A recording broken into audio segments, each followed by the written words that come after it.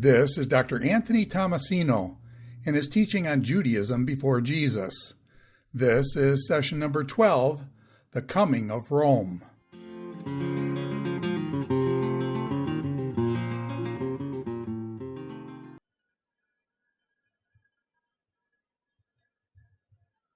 So we are at another turning point in the history of the Jews.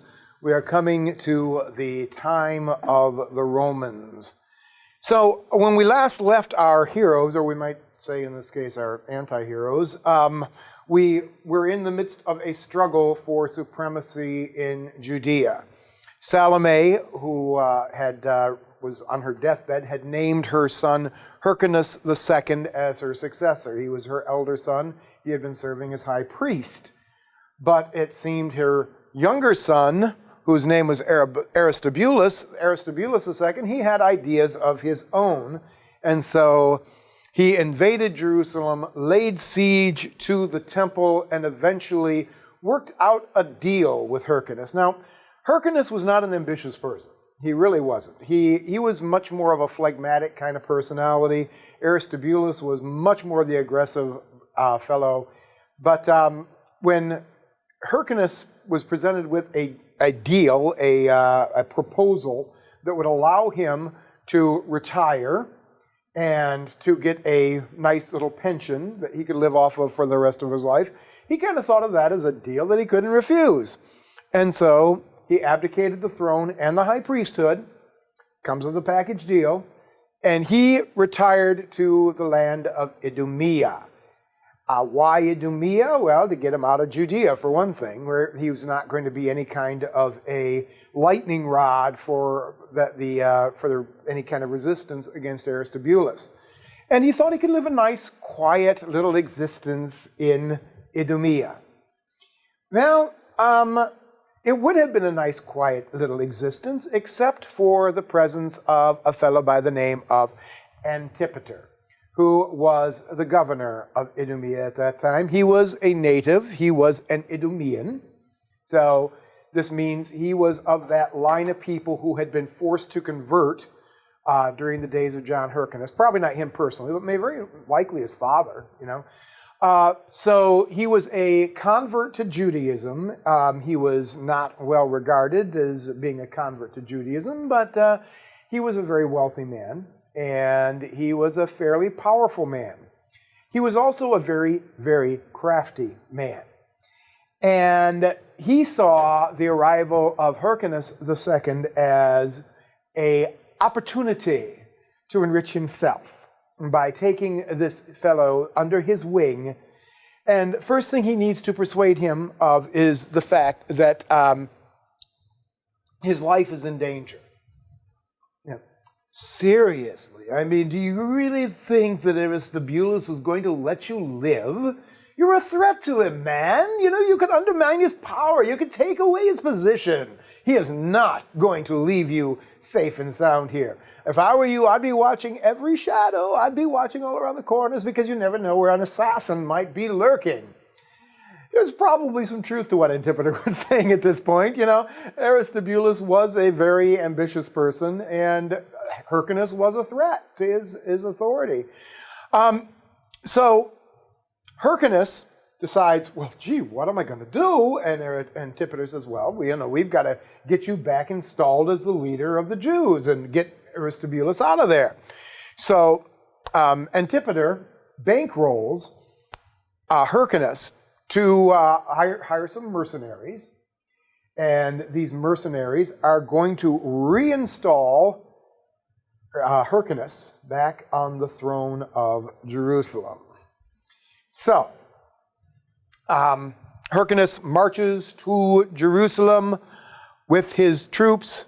They lay siege to the temple where Aristobulus is held up, and both brothers eventually realize that he's not going to be able to break through into the walls with this little troop or force that he has at his disposal. It's then that they receive the news that Rome has arrived in the east. See, Pompey general, a Roman general, had originally come to the east in order to settle some affairs in the province of Pontus, which is up in the northern areas around Asia Minor. And up there he's going to try to put down potentials of rebellion and add this as a province to the Roman powers. And while he's there, he decides that he was going to deal with the remnants of the Seleucid Empire as well, which at this point could hardly be called an empire at all. The Seleucids were tearing each other apart. They were fighting over who was going to be the leader, who was the successor, who was legitimate, who was not legitimate. And Rome saw the problems in Syria as a potential threat to their business interests. And I say, Rome really never did anything in this era without a good reason. They were extremely practical people.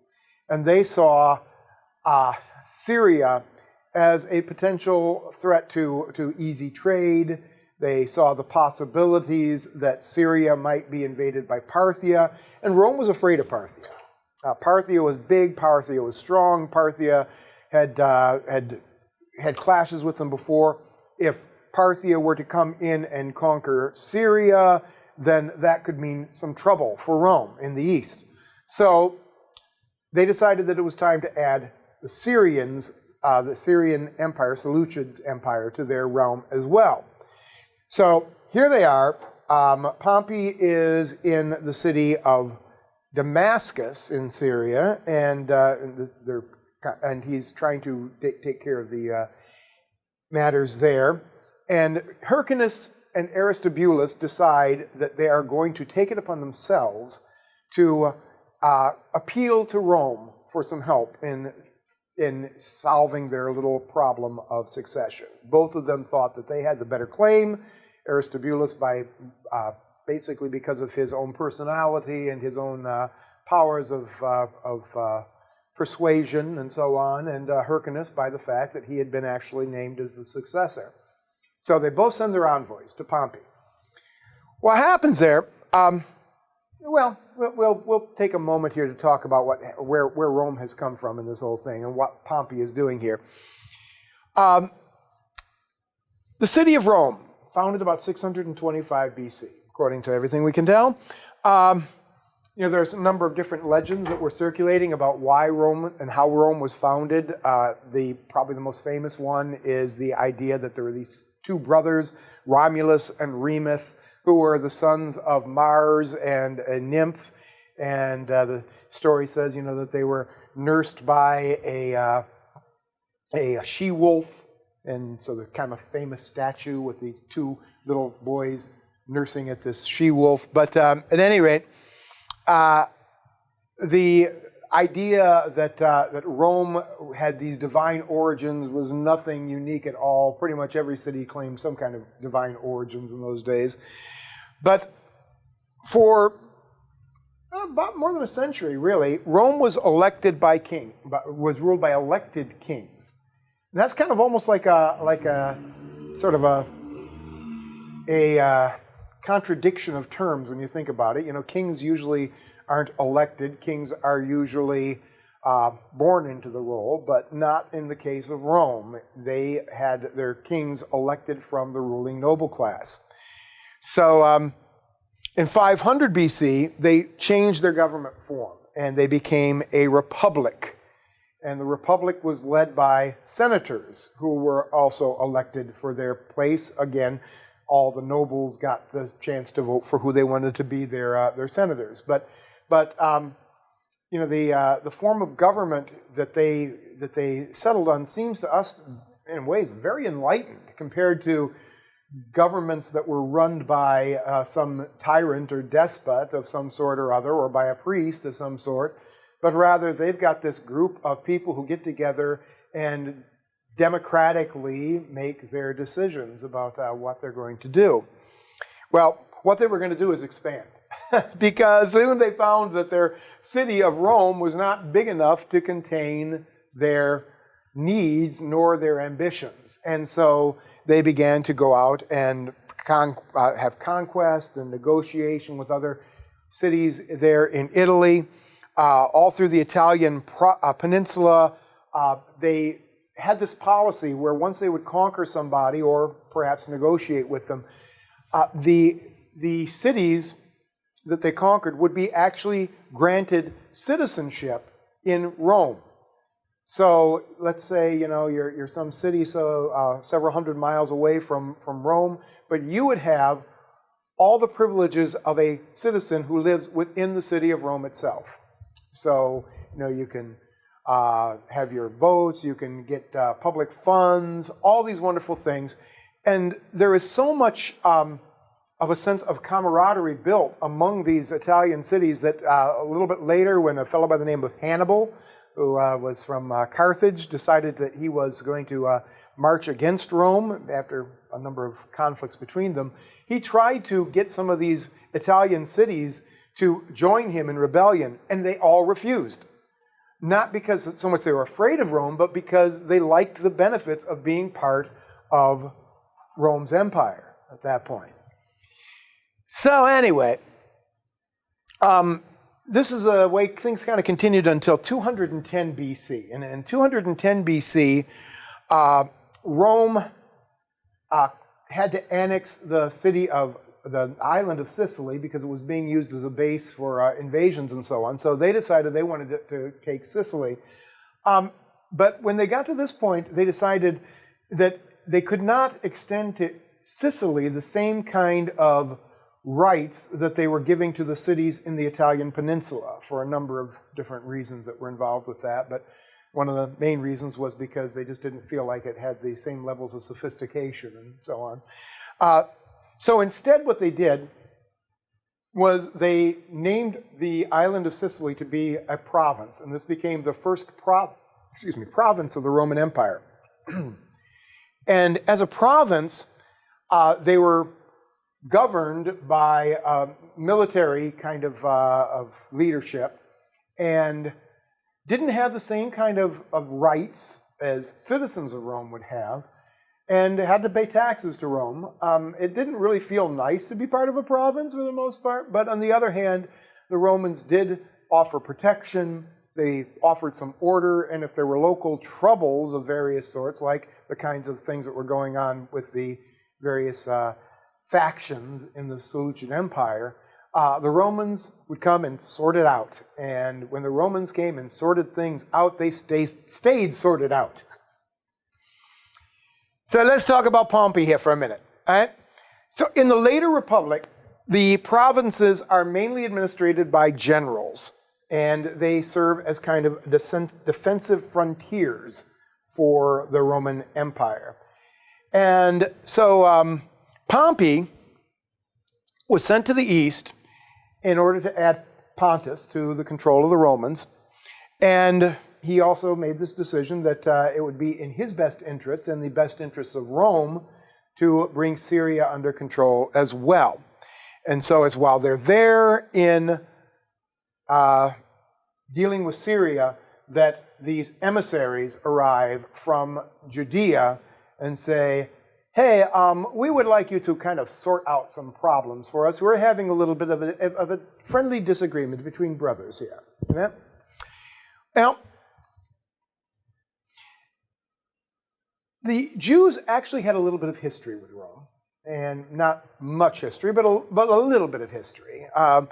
Judah had first made formal overtures to Rome in the days of Antiochus Epiphanes, and there was this kind of mythology that they had developed that said that the Jews and the Romans were kind of distant cousins of one another. So that was sort of their appeal, and they had gotten this letter back, which is recorded in I believe it's in books of the Maccabees, which talks about how they would have this covenant of brotherhood with the Romans. As far as we can tell, that never really paid them any dividends whatsoever.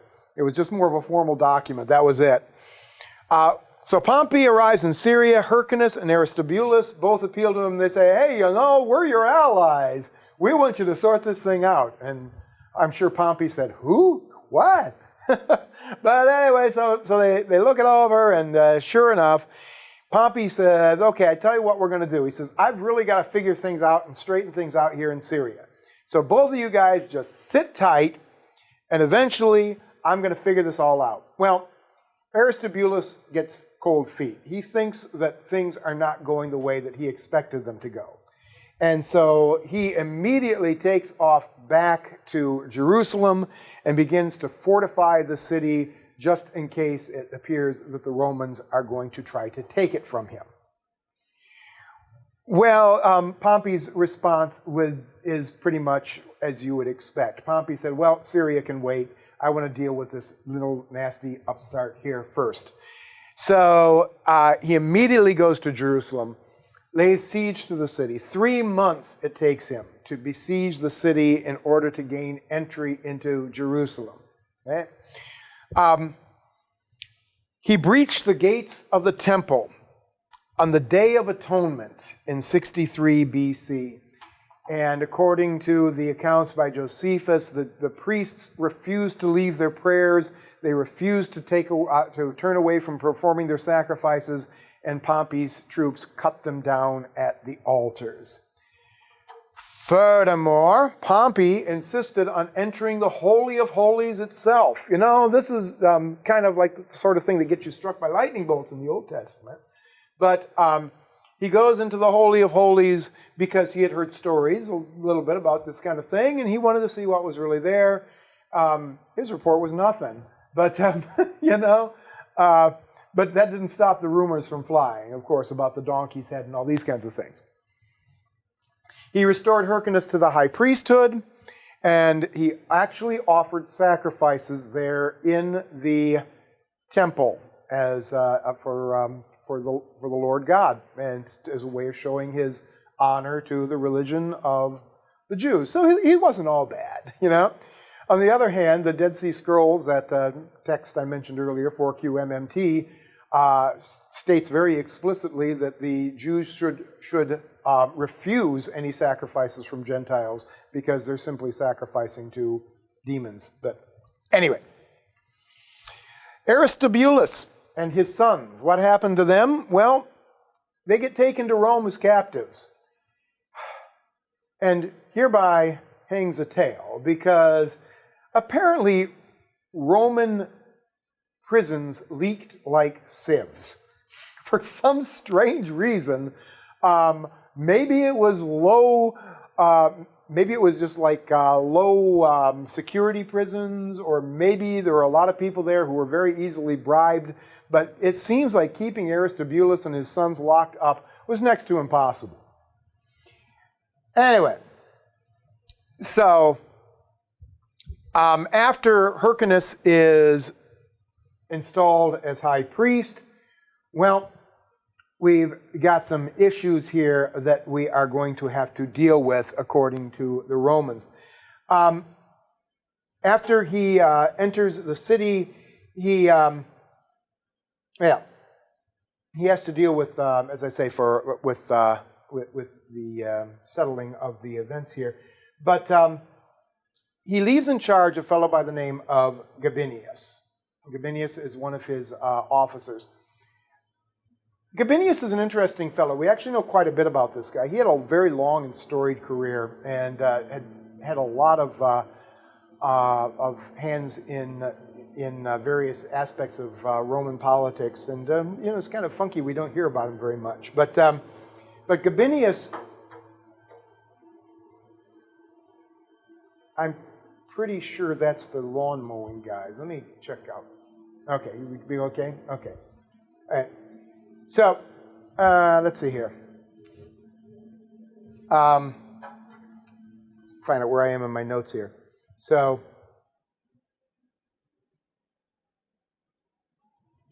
okay. So after Aristobulus was taken to Rome, and after Hyrcanus was placed in the position of high priest, the Romans determined that his civil authority should be curtailed, and so they put Rome put Jerusalem pretty much under the administration of Gabinius, who was this very able politician for a while. But Hyrcanus had the responsibility of, making sure the taxes were paid and the usual things that the high priest had to do. But as far as the administration of the armies and that kind of thing, well, the Romans decided to take control of that themselves. Antipater took advantage of this situation. Antipater continued to manipulate Hyrcanus, and the Romans recognized Antipater as being a rather able politician himself, and so he was managing to make a spot for himself. Okay? One of the things that was done now is Judea was forced to release some of their Greek-inhabited territories that had been conquered by Aristobulus and Alexander Jannaeus. Now, what happened here, once these cities were released from Jewish control, is that the Jews living in those places were now persona non grata. And so many of them returned to Jerusalem, and a kind of a, well, you wouldn't call it a suburb, but a settlement grew around Jerusalem, which swelled the population and really taxed the resources of Jerusalem at this point. So, crowd of refugees. The Romans required the taxes be increased now because you need to pay for your Roman privileges, the privileges of being controlled and being protected by the Romans, we shall say. So you might imagine that this is not sitting very well with the people of Judea at this point.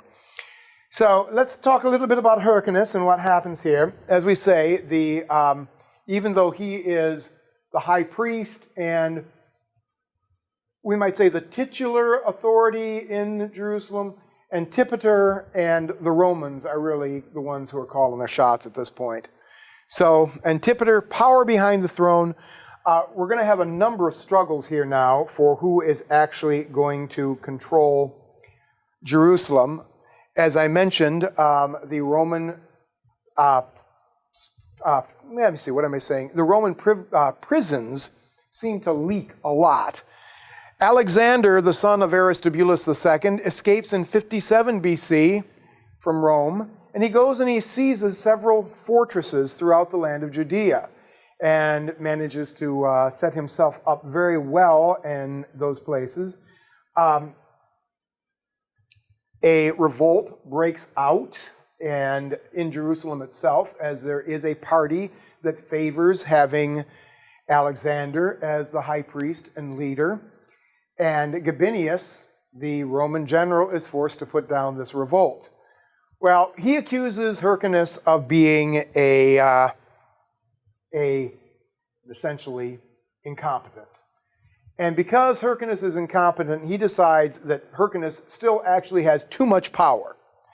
So Gabinius rescues him, and he then proceeds to do a kind of a reformation of the Judean lands and province. We sometimes call these reforms of Gabinius, but Gabinius was actually in charge of reforming several policies around the Roman Empire. But some of the things he did, he sends Alexander back to Rome after he gets him out of Jerusalem. He allows Hyrcanus to remain the high priest. At this point, he's completely stripped of civil power. Right? Judea is broken up into 5 administrative districts. Each one is given a council to act as its legislator, and each one is selected from the people, from the noble people of the Jews. We have another jailbreak. Right? So after the nation has been kind of reorganized here by Gabinius, we have yet another son, Aristobulus himself this time, and his son Antigonus, who escaped from Rome, and they now again return to Judea. They raise an army, and they attempt to take Jerusalem once again. Right? Gabinius once again has to put down the rebellion, and Aristobulus gets sent back to Rome. But interestingly enough, Antigonus is allowed to remain in Judea. Why, pray tell, is Antigonus allowed to remain in Judea? Well, apparently, his mother, Antigonus's mother, begged and pleaded for Gabinius to allow him to remain because, a mother shouldn't be without her son. I don't know what exactly she said. Apparently this woman had remarkable powers of persuasion because the Romans agreed to allow Antigonus to remain in Judea. Okay? A year later, Alexander raises yet another army. Once again, this revolt too is crushed by the Romans. So over and over again, throughout this period, we see a continued struggle for who's going to control Jerusalem. We've got Hyrcanus, who's the high priest. We've got Antipater, who's kind of the power behind the priest. We've got the Romans, who are trying to keep things in order as best they can. And then we've got Aristobulus and his sons, who keep making all kinds of trouble. Now, the Romans, part of the reasons why they can't deal with this problem in Judea decisively is because they're having some problems of their own, the Roman civil wars at this time. In the provinces, we have these various generals who are each vying for power and to increase their own territories and holdings. Territories meant money. And these people were becoming very wealthy by doing these kinds of campaigns that they were doing in the provinces. They also had a problem with the Roman Senate. The Roman Senate did not trust the generals, in part because the generals were untrustworthy, but they had had some problems in the past with troops being brought into Rome and attempted coups by the Roman generals. So the Senate wanted to keep the generals far away with their armies as much as they could. So the generals are starting to form these unions, if you will, the triumvirates, as we call them, in order to increase their own power, but also to keep from tripping over each other.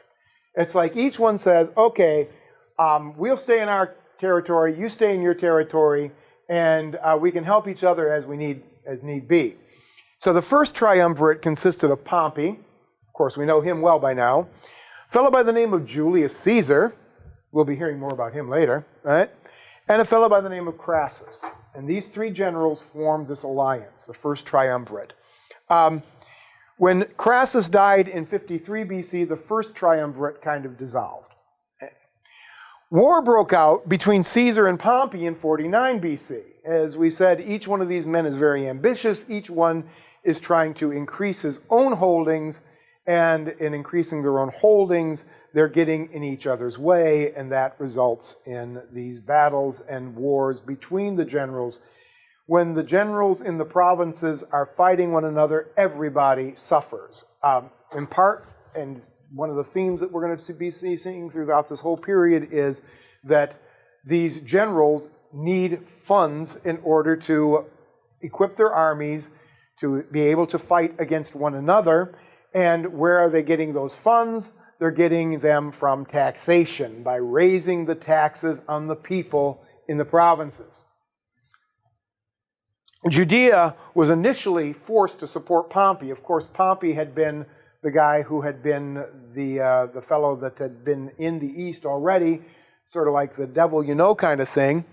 But eventually, Pompey was assassinated, and this kind of freed Judea from the grasp of Pompey, and they sort of now felt the need to ingratiate themselves to Julius Caesar. They were afraid, actually, that they were going to be punished by Julius Caesar, but that was not the case, because it would not have been in Julius Caesar's best interest to punish the Jews. In fact, they're thinking they were doing precisely what they should have done as the people who were part of the Roman Empire. You support the general who is over your realm. So, what's going on in Judea at this time? Plenty is going on in Judea at this time. Julius Caesar decides he's going to have to travel to Egypt to intervene in a civil war. What civil war are we talking about here? We are talking about a brother and a sister who have gone to war over who is going to rule Egypt. this brother and sister also happen to be husband and wife. By the way, because this is how far things have gone in Ptolemaic Egypt. Essentially, like the ancient pharaohs of old, where the pharaoh would often typically marry his sister because they wanted to keep the bloodlines pure, the Ptolemies have adopted that same practice. Now, in this case, the brother and sister happen to hate each other. Okay? So we've got the Ptolemy, we've got Cleopatra the Seventh, and each one of them wants to be the king or the ruler, and each one of them is trying to kill the other.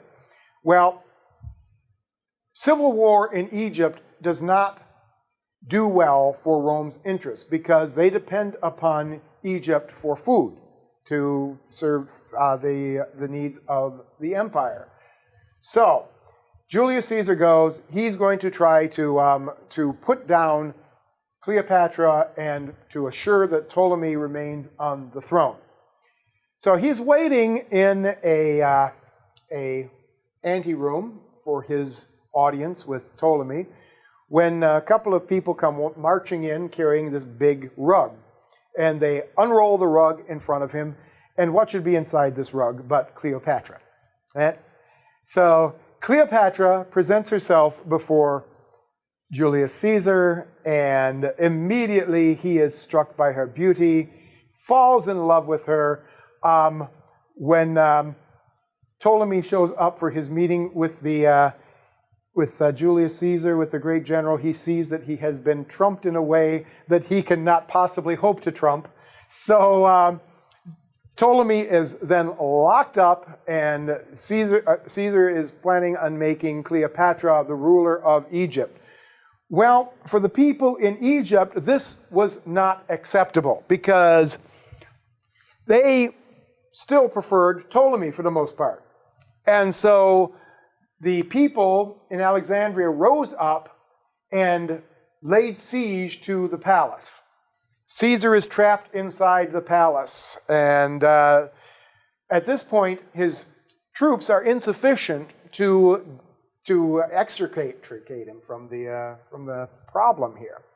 Well, Antipater sees an opportunity, and so he brings the Jewish troops, and he brings a bunch of mercenaries from Nabatea and other areas, Idumea, and they march down to Egypt, which is a fairly easy march for them, and they proceed to extricate Caesar from the palace where he is entrapped. As a favor for their assistance, Julius Caesar names Antipater to be the procurator of Judea. Hyrcanus gets another title. He's called the ethnarch. Now, what are the differences between these titles? We really don't know, because the fact is they seem to change significance quite a bit from time to time. So it's kind of difficult to keep them all straight. But procurator seemed to have been more of a military title, whereas ethnarch seemed to have been more of a civil title. At least at this point, we can say that. Okay. Furthermore, and this was a very, very important point. Furthermore, Antipater's sons, Phasael and a fellow by the name of Herod, are made governors. And we're going to talk more about Governor Herod, and of course, a lot more about Governor Herod. And they are named governors. Herod is given the region of Galilee to be his region. But Herod immediately causes trouble because once he's named as the governor of Galilee, there is a riot that breaks out there in Galilee. Well, Herod puts down the riot with a great deal of ruthlessness, and a whole bunch of Galileans are killed. So many so that the Jewish Sanhedrin felt that he had gone overboard, and they decided to teach this young man a lesson.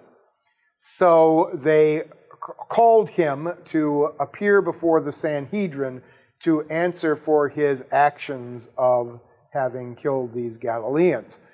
Well, Herod agreed to appear before the Sanhedrin, and he came marching in with his army intent on killing the entire Sanhedrin. Antipater fortunately was able to rein him in and told him, no, son, you don't do that.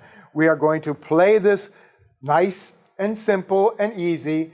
And then he went to the Sanhedrin and persuaded the Sanhedrin to not press any kind of charges against Herod, and rather to just overlook the whole incident and go back home again, which the Sanhedrin grudgingly agreed to do.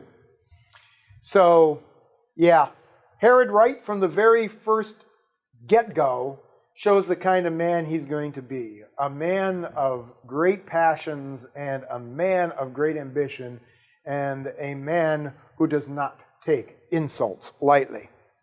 Okay, now here's the point I really want to point out here is one of the favors that Julius Caesar granted to the people of Judea, knowing, of course, a little bit about their history by this point, knowing about the way that Antiochus Epiphanes had attempted to force them to convert to Hellenism and to Greek religion, Julius Caesar passed a law which made Judaism a protected religion in the Roman Empire.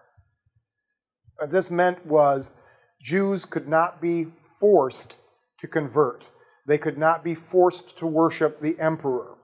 See, at this point, the royal cult of Rome was spreading throughout most of the provinces. It was viewed as being a sign of your dedication, of your willingness to be a team player, is to set up an altar to Caesar as the spirit of Rome in the middle of your cities, and then to make sacrifices to Caesar.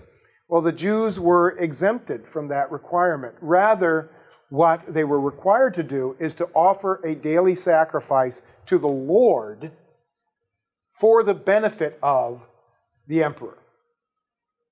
And they continued to do this all the way up until the time of the Great Revolt, when they cut off that offering.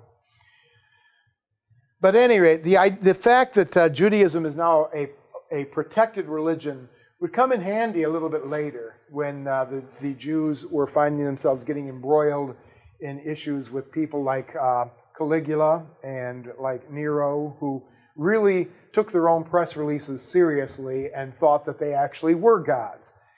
And we've talked about Philo of Alexandria quite a bit. Philo had to go to Caligula when Caligula had insisted that a statue of himself be placed in the temple in Jerusalem, and he had presented his arguments, and we're a protected religion, man, you can't do this to us. Eventually, Caligula, it was kind of like this bizarre sort of Twilight Zone kind of thing, because Caligula takes them and shows them all around Rome, and he says, look at all these wonderful things I've done, look at these beautiful things I've built, and then finally he tells them, if you Jews can't believe that I'm really a god, I guess you're just crazy, so there's nothing I can do with you, go back home. Anyway, 44 BC, the assassination of Julius Caesar. Well, when Julius Caesar is out of the way, we have Cassius and Mark Antony, two other generals who are now fighting for control, basically, of the Roman Empire. Well, that's not the empire yet, the Roman Republic.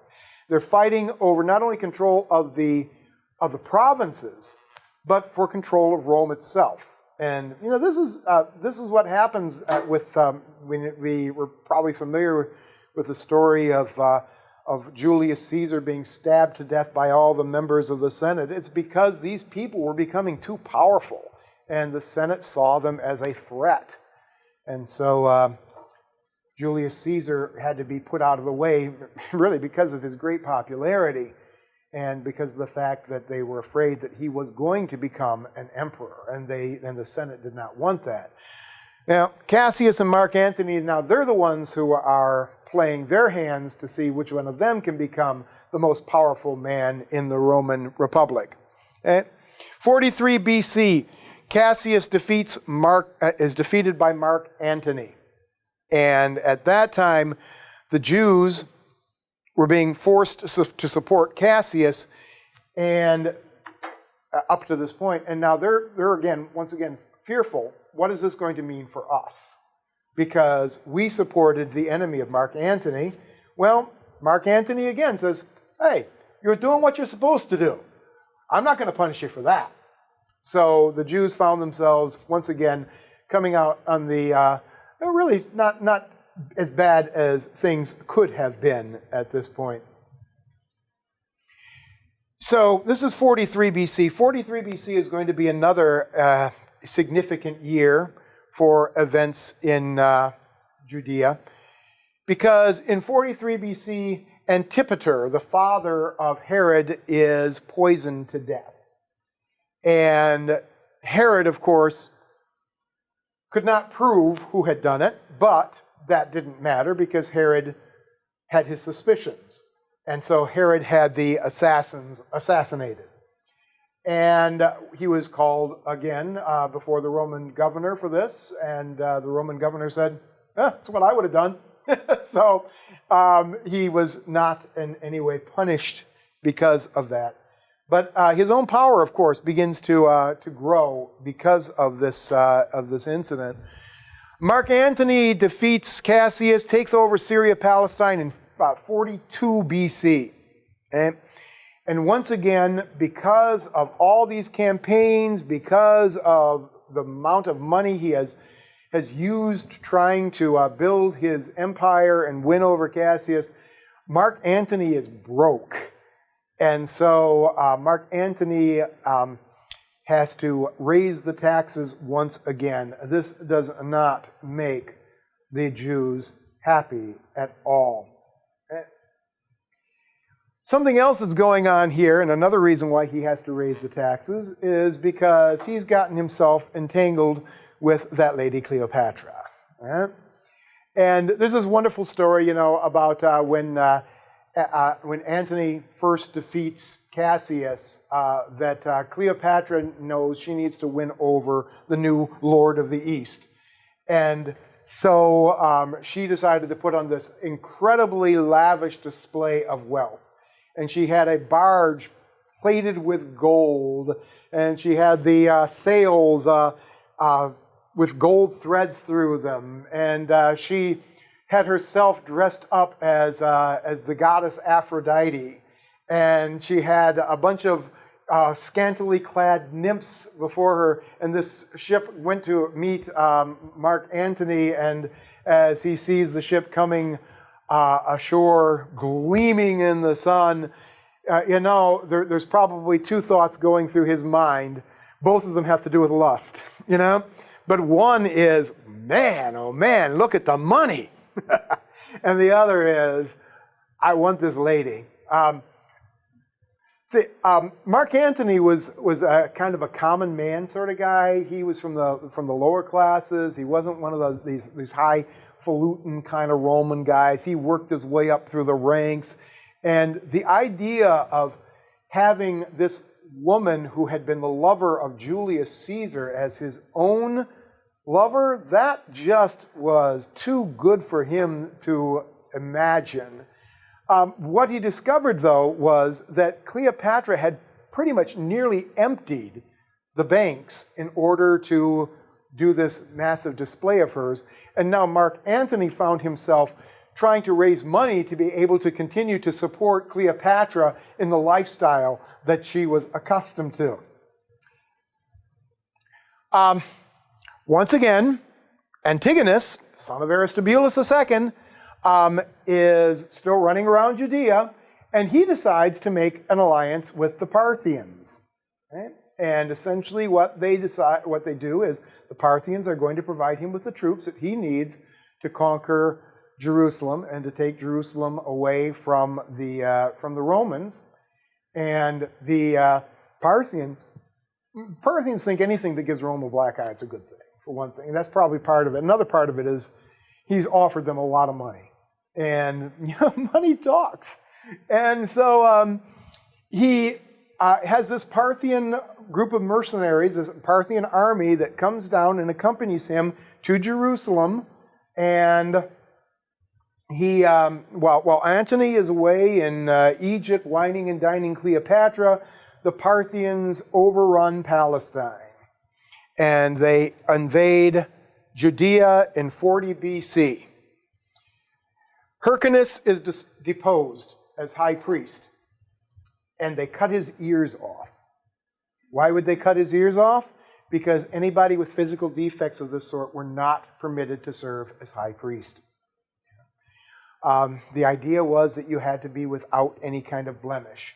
So by cutting his ears off, they made it clear that Hyrcanus would never be high priest again. Phasael, which is the other son of Antipater, he was the governor of Jerusalem at this time. He's captured, and he manages to get a message to Herod, telling Herod that he needs to flee because of the invasion of these Parthians. And Phasael himself commits suicide. He throws himself onto the ground and bashes his head on a rock, and thereby he escapes from being tortured by the Parthians. Herod makes his way out of Judea, and he decides to make his way to Egypt, where he's going to try to meet with Mark Antony and try to call in some debts and maybe see if he can raise some money so he can get himself back up to Judea and get his country back. But Antigonus reigns now as king and high priest of Judea, and his reign is going to last for 3 years, from 40 to 37 BC. Now, we can't really say that the reign of the Hasmoneans is over, but we can see that it's coming close to its end, right? Antigonus is the son of Aristobulus. Aristobulus is of that lineage. Antigonus, some people have said he is the last of the Hasmonean rulers. That's not quite accurate, because one of Herod's grandsons is going to become ruler, and Herod himself is not a Hasmonean, but his wife was.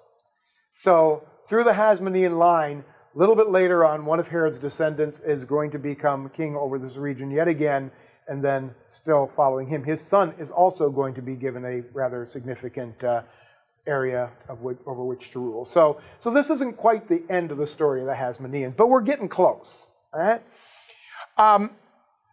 Let's talk about those Hasmoneans. Were they really heroes, or were they not heroes? And this is something which has been debated actually for a very long time, because the Jews, for many, many ages, did not like these guys and tended to vilify them. Even though we have, of course, the Hanukkah and all that kind of thing, the later rulers of the Hasmoneans were generally regarded poorly by the Jews. Even today, the opinions vary widely.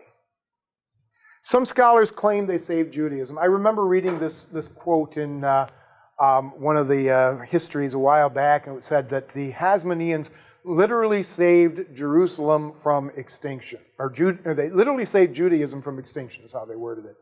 And I saw those words, and I just my jaw dropped. And it's like, wait a minute, there were only Jews in Jerusalem? Excuse me? No, there were Jews all over the place. There were Jews in Parthia. There were Jews in Egypt. There were Jews over in Greece. You weren't saving Judaism. You were saving a specific brand of Judaism that existed there in Jerusalem. And that, at least, we can give them some credit for. Yes, they saved the Jews in Jerusalem from being persecuted and being forced to abandon their religion. And the fact, of course, that Jerusalem was considered such a central city and such an important place for Judaism, that is saying a lot. Could somebody else have done it? Maybe. But the fact is, nobody else did do it. It was the Hasmoneans who did it. They did fight to preserve their traditions. But on the other hand, they also sacrificed some very cherished traditions in that whole process. For instance, the sanctity of the Sabbath day. Like right at the very beginning of the revolt, they decided, the Sabbath day, Sabbath shmabbath. If you attack us, we're fighting. The Zadokite succession of priests. For ages untold, every high priest in Jerusalem had been a descendant of Zadok. And now they abandon that tradition and install themselves as high priests and kind of thumb their nose at a tradition which really had its roots in the Bible itself, and where God had pronounced that he had a covenant of peace with the line and family of Zadok. Even more egregious, they abandoned the Davidic line of kingship. The Bible says that God had promised to David that he would have a perpetual line of kings and that line would never die. And yet the Hasmoneans, from the time of Aristobulus on, had abandoned that tradition by claiming for themselves the title of king. Interesting things about these Hasmoneans who were so opposed to the Greek culture. Each one of them took Greek names. They adopted many Greek trappings of power. They treated their enemies in very similar ways to the ways that the Greeks would have treated their enemies. And as I read the story of the Hasmoneans and of their later years in particular, I'm reminded of the lines from a rather famous book, the book titled Animal Farm. If you've ever read that book, you know the story here that the animals take over the farm, and they start off with these high principles of all animals are created equal.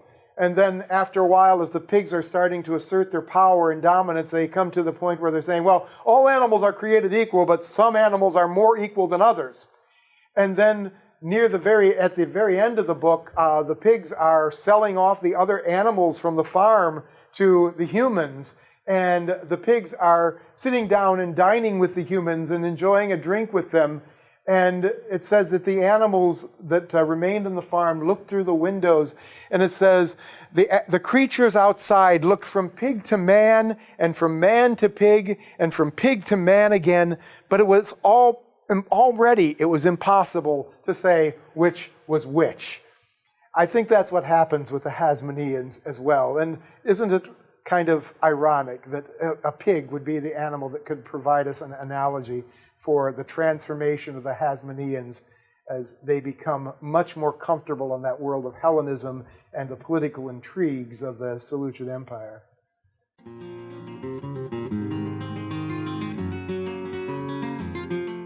This is Dr. Anthony Tomasino in his teaching on Judaism before Jesus.